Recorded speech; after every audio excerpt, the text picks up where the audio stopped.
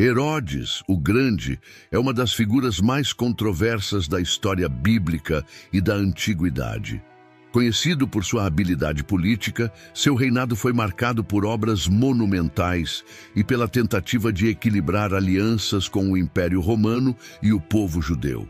Mas, ao mesmo tempo, sua memória está ligada a atos de extrema crueldade, como o massacre dos inocentes, narrado no Evangelho de Mateus. Esta é a história de um homem que conquistou o trono da Judéia com astúcia, governou com punhos de ferro e deixou um legado de glória e terror. Herodes não apenas moldou a geografia do reino com suas construções grandiosas, mas também deixou cicatrizes profundas na memória de seu povo. De suas origens humildes na Idumeia até seus últimos dias de tormento e paranoia, conheceremos os momentos mais marcantes de sua trajetória. O brilho de suas vitórias, as sombras de seus erros e as lições que sua vida nos oferece. Uma história que mistura ambição, traição e redenção, revelando o impacto de um rei que marcou seu nome na história, para o bem e para o mal. Inscreva-se no canal para mais histórias bíblicas emocionantes e ative o sino de notificações para não perder nenhum vídeo. Herodes nasceu por volta de 73 a.C., em Idumeia, uma terra árida e pouco prestigiada ao sul da Judéia. Era uma região de transição, onde culturas se misturavam e tensões cresciam constantemente. Filho de Antípatro, um idumeu convertido ao judaísmo, e Cipros, de origem árabe, Herodes carregava em seu sangue a complexidade de duas linhagens que para muitos pareciam contraditórias. Essa mistura o colocava à margem de uma sociedade profundamente preocupada com pureza e tradição. Naquela época, o Império Romano estava em plena expansão e as províncias ao redor da Judéia eram como peças em um tabuleiro, cada uma disputada por líderes que se alinhavam ou confrontavam Roma. Foi nesse cenário turbulento que Herodes cresceu, ouvindo desde cedo histórias de batalhas e conspirações, aprendendo a se mover com cuidado em um mundo onde confiança era uma moeda rara. Antípatro, seu pai, era um estrategista habilidoso e aliado próximo dos romanos. Ele percebeu o talento precoce do filho e começou a moldá-lo para uma vida de poder. Com apenas 25 anos, Herodes assumiu o cargo de governador da Galileia, uma posição que o colocou diretamente na mira das disputas regionais. Enquanto outros líderes hesitavam em agir, Herodes demonstrou uma frieza impressionante ao lidar com rebeldes. Ele não hesitou em usar a força para restaurar a ordem, algo que o destacaria entre os olhos atentos de Roma. A eficiência de Herodes impressionava, mas também gerava medo e desconfiança entre seu próprio povo. Muitos judeus o viam como um estrangeiro ou um fantoche dos romanos. Esse estigma seria uma sombra constante em sua vida, moldando sua forma de governar e sua necessidade de provar seu valor, mesmo que fosse à base de sangue e pedra. Mas o que o diferenciava era sua ambição desmedida. Ele sabia que o cargo de governador era apenas o começo. A verdadeira glória, pensava Herodes, estaria em subir ao trono da Judéia. No entanto, para alcançar esse objetivo, ele precisaria da força de um aliado ainda mais poderoso. Herodes sabia que não bastava ser um governador eficiente. Ele precisava de algo maior, algo que consolidasse seu nome para além dos campos áridos da Galileia. O jovem líder, calculista e impetuoso, entendeu cedo que o apoio de Roma seria a chave para o futuro que desejava. E como um jogador atento, começou a mover suas peças. A oportunidade veio em um momento de caos. A Judéia era uma região instável, com facções rivais e constantes mudanças de poder. Após a morte de Júlio César, Roma mergulhou em uma guerra civil. Otaviano e Marco Antônio disputavam o controle do império e Herodes percebeu que essa divisão era sua chance de brilhar. Ele e seu pai, Antípatro, declararam apoio aos romanos, oferecendo suprimentos e tropas para Marco Antônio, o que rapidamente chamou atenção para a lealdade da família Idumeia. Enquanto o cenário político romano oscilava, Herodes enfrentava um golpe mais direto em sua própria terra. Os partos, um poderoso império oriental, invadiram a Judéia e instalaram o Antígono, um descendente da dinastia dos Asmoneus, como rei. Herodes fugiu, mas não sem antes lutar ferozmente para salvar sua família. Desafiado, ele enxergou na fuga uma estratégia, não uma derrota. Herodes então viajou para Roma, carregando consigo a narrativa de um líder leal a seus aliados e destemido diante dos invasores. Ele se apresentou ao Senado como a melhor opção para estabilizar a Judéia e manter os interesses romanos na região. Sua argumentação foi tão persuasiva que em 40 a.C., o Senado romano o proclamou rei da Judéia. Para Herodes, esse momento não era apenas um título conquistado, mas o início de um reinado que ele prometeu consolidar a qualquer custo. Com o apoio militar romano, Herodes retornou à Judéia. Os próximos 3 anos foram de batalhas intensas, enquanto ele lutava para derrubar Antígono e reivindicar seu trono. Cada vitória era marcada pela brutalidade e pela determinação implacável de um homem que não mediria esforços para alcançar seu destino. Herodes retornou à Judéia com uma determinação feroz, liderando exércitos romanos e judeus leais em uma campanha implacável contra Antígono e seus apoiadores. A guerra não foi apenas uma disputa de força militar, mas também uma batalha de estratégia e diplomacia. Herodes, habilidoso como poucos, soube quando atacar e quando oferecer acordos que desmontaram alianças inimigas. Durante 3 anos, a Judéia foi palco de combates sangrentos. Herodes marchou com suas tropas por cidades e fortalezas, garantindo que cada vitória fosse marcada por uma mensagem clara. Ele não aceitaria resistência. Jerusalém, o coração do poder judeu, foi seu maior desafio. Cercada por leais de Antígono e fortificada contra invasores, a cidade parecia intransponível. Mas Herodes, com apoio das legiões romanas, cercou a capital, cortando suprimentos e minando a moral dos defensores. A vitória final veio em 37 a.C., quando Jerusalém caiu após meses de cerco. Herodes ordenou que a cidade fosse poupada de saques indiscriminados, mas sua entrada triunfal foi seguida por execuções que consolidaram seu controle. Antígono foi capturado e levado a Roma, onde encontrou a morte sob ordem direta de Marco Antônio, encerrando de vez a dinastia Asmoneia. Agora, Herodes não era apenas o rei proclamado em Roma. Ele era o rei indiscutível na Judéia. No entanto, o trono que ele tanto desejara vinha acompanhado de desafios inesperados. Herodes sabia que o povo judeu, especialmente a elite religiosa, via seu reinado com desconfiança. Para muitos, ele era um usurpador, um idumeu apoiado por estrangeiros. Em resposta, Herodes começou a moldar sua imagem de governante. Ele casou-se com Mariamna, uma princesa asmoneia, buscando legitimar sua posição aos olhos do povo. Contudo, essa aliança, que deveria trazer estabilidade, logo se tornaria uma fonte de tensão e tragédia pessoal. Além disso, o peso das alianças políticas também aumentava. Marco Antônio, seu aliado mais poderoso em Roma, enfrentava dificuldades contra Otaviano. Herodes precisava se preparar para uma nova onda de intrigas, onde suas escolhas poderiam significar tanto a prosperidade quanto a destruição de seu reino.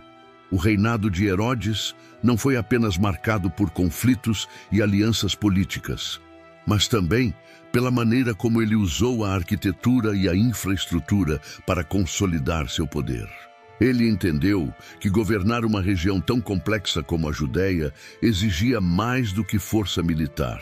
Era necessário deixar uma marca visível, algo que demonstrasse sua capacidade de liderar e sua conexão com as tradições e aspirações do povo.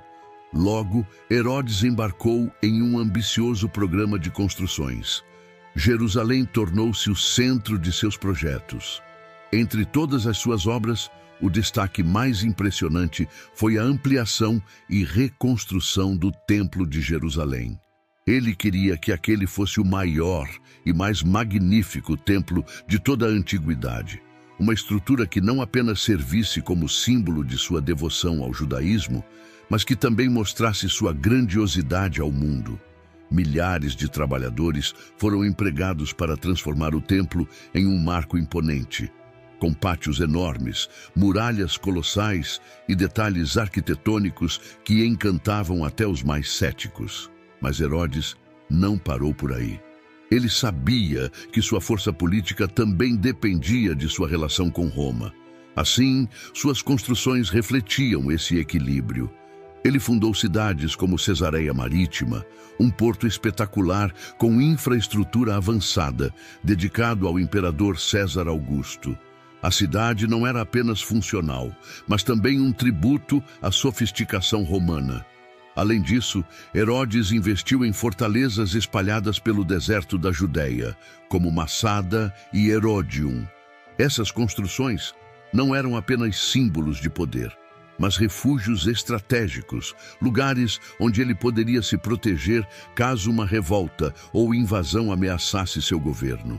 Por mais que essas obras impressionassem muitos, havia um custo elevado. Para financiar sua visão grandiosa, Herodes aumentou os impostos, o que causou descontentamento entre as camadas mais pobres da sociedade. O ressentimento crescia, mesmo quando suas construções levantavam cidades inteiras. No entanto, o que parecia ser o auge de sua glória escondia tensões que fermentavam em silêncio. Dentro do palácio, intrigas familiares começaram a emergir, ameaçando a estabilidade que Herodes tanto lutou para construir. Embora Herodes dominasse os desafios externos com habilidade, os conflitos dentro de sua própria casa começavam a se intensificar, revelando um lado mais sombrio de sua personalidade. O casamento com Mariamna, a princesa Asmoneia, que deveria trazer estabilidade e aliança com a linhagem tradicional da Judéia, logo se transformou em um turbilhão de tensões e tragédias. Herodes era profundamente apaixonado por Mariamna, mas essa paixão rapidamente se misturou a uma paranoia crescente. Rodeado por conselheiros ambiciosos e intrigantes, Herodes começou a desconfiar de todos ao seu redor, incluindo a própria esposa. As suspeitas eram alimentadas por membros de sua corte, que viam na relação de Herodes com Mariamna uma oportunidade para plantar sementes de discórdia e ganhar vantagem política. A paranoia de Herodes atingiu o auge quando ele ordenou a execução do irmão de Mariamna, Aristóbulo, um jovem sacerdote cuja popularidade crescia entre o povo. Herodes temia que Aristóbulo se tornasse um símbolo de oposição ao seu reinado. Apesar de afirmar que a morte foi um acidente, o evento destruiu ainda mais a relação entre Herodes e sua esposa. As coisas não pararam por aí. Mariamna, uma mulher conhecida por sua beleza e temperamento forte, não escondia seu desprezo pelo que Herodes havia feito à sua família. As brigas entre eles eram cada vez mais frequentes, e a tensão no palácio podia ser sentida até pelos servos. Alimentado por intrigas e medo de traição, Herodes tomou a decisão mais devastadora de sua vida pessoal. Ele mandou executar Mariamna, convencido de que ela conspirava contra ele. A morte de Mariamna marcou um ponto de não retorno na vida de Herodes. Embora tenha eliminado aquilo que ele acreditava ser uma ameaça, a culpa e o arrependimento começaram a assombrá-lo. Alguns relatos dizem que Herodes ficava horas em silêncio, atormentado por visões e lembranças da esposa que ele afirmava amar profundamente. Mas o custo da paranoia de Herodes não se limitava à sua relação com Mariamna. ele começou a ver conspirações em todos os lugares, inclusive entre seus próprios filhos, desencadeando eventos que tornaram sua corte um lugar de medo e tensão constante. A paranoia de Herodes não se limitava aos muros de seu palácio ou às intrigas familiares. Com o passar dos anos, ela se expandiu para abranger toda a Judéia, alimentada por profecias e rumores de que seu trono estava ameaçado. Foi em meio a esse clima de desconfiança que uma notícia chegou aos ouvidos do rei. Em Belém, um recém-nascido havia sido identificado como o futuro rei dos judeus. Os rumores não surgiram de qualquer lugar. Herodes foi informado por visitantes vindos do Oriente, conhecidos como magos, que alegavam ter seguido uma estrela que os guiou ao local do nascimento de um menino especial. Intrigado e ao mesmo tempo alarmado, Herodes convocou os sábios para obter mais detalhes. Ele fingiu estar interessado em homenagear a criança, mas, na verdade, cada palavra dos magos alimentava sua determinação de eliminar qualquer ameaça ao seu poder. Após ouvir que a profecia apontava para Belém, Herodes agiu rapidamente. Ordenou que todos os meninos com menos de 2 anos naquela região fossem mortos. O massacre dos inocentes, como ficaria conhecido, foi uma das ações mais cruéis de seu reinado.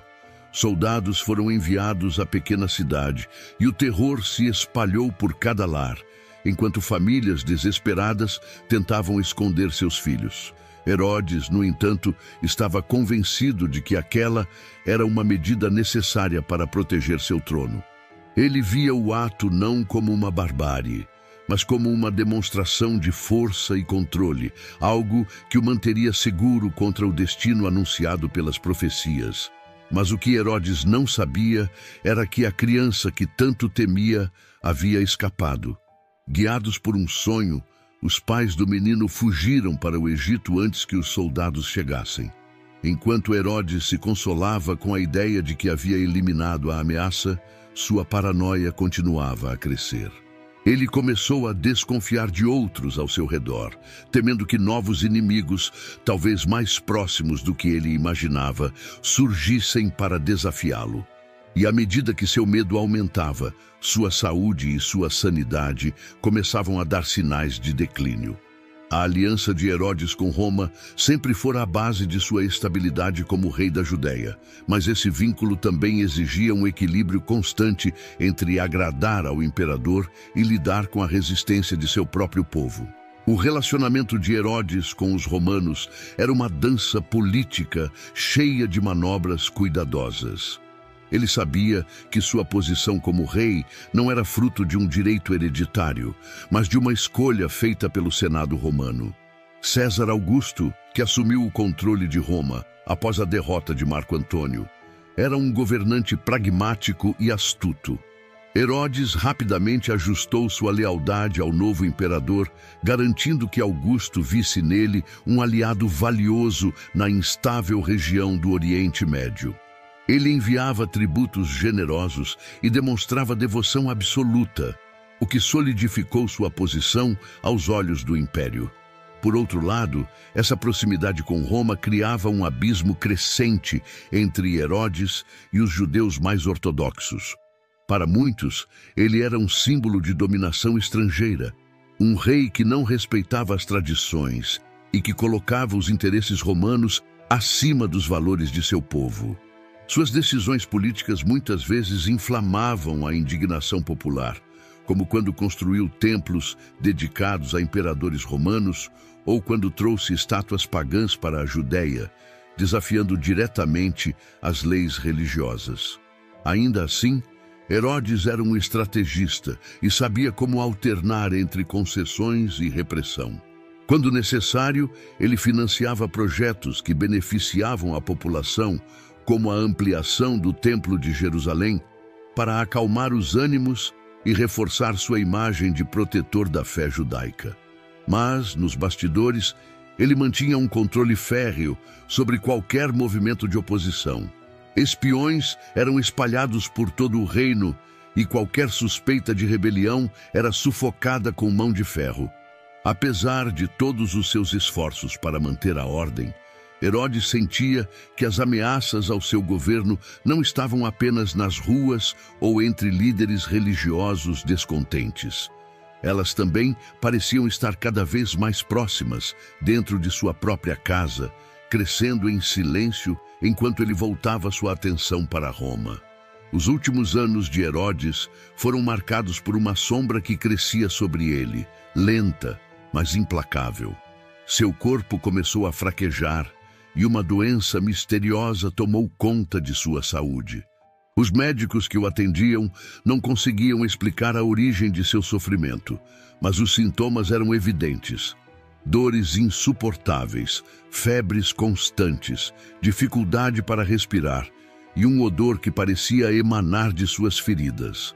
O rei, que antes era uma figura imponente, agora estava curvado, consumido pela decadência física.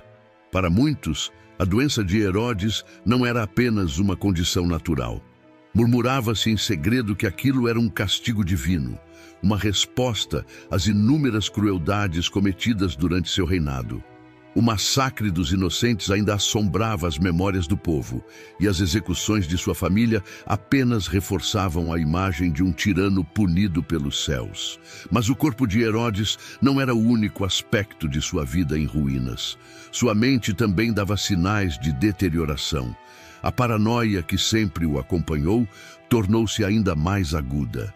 Ele começou a ver traições em todos os rostos ao seu redor, até mesmo entre seus próprios filhos.